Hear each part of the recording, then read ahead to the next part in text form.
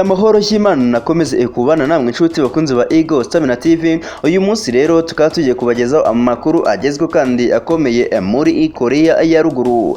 Kuri uyu wa kane Korea ya Ruguru yateguye igisubizo gikaze cya gisirikare ku bijyanye n'ingamba za Amerika zo kongera ingabo muri kariya karere hamwe n'abafatanyabikorwa bayo, nk'uko byatangajwe n'ibitangazamakuru bya leta byavuze ko Washington iri mu rusimbi izecyuza nyuma. Yego koko birashoboka ko ari ubwa mbere ubonye video zacu, byabyiza ukande subscribe yo kamanuka gato gakana no kunzogera kugira ngo utazigera ucikwa n'amakuru tuba twaguteguriye umunsi ku wundi. Ikaze.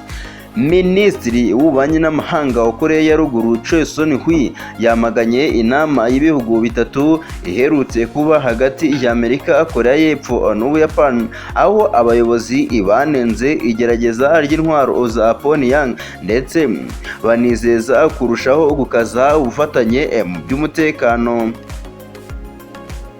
Korea ya Ruguru ikaba yarashe misile ya Baltic yerekeza ku nyanja y'Ubuyapani, nk'uko ingabo za Korea y'Epfo zibitangaza. Ubuyobozi bukuru bw'ingabo za Korea y'Epfo GSS bwavuze ko misile yarashwe kuri uyu wa kane yagenze ibirometero 140 ku butumburuke bwa kilometero 47, nk'uko iyi nkuru dukesha Reuters ibivuga.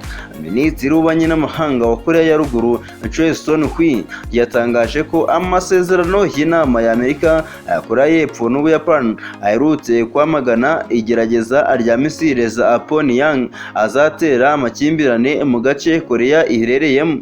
Hashize icyumweru kimwe GSS itangaje ko Pyongyang yarashe misile balistike nyuma gato y'uko abategetsi b'Ubuyapani nabo babonye iraswa ry'igikekwa ko kuba misile balistike. Mbere y'ibyo Korea ya Ruguru yari yarashe misile nyinshi, yavuze ko ari igisubizo ku myitozo ikomeye ya gisirikare yo mu kirere yakozwe na Amerika ndetse na Korea y'Epfo.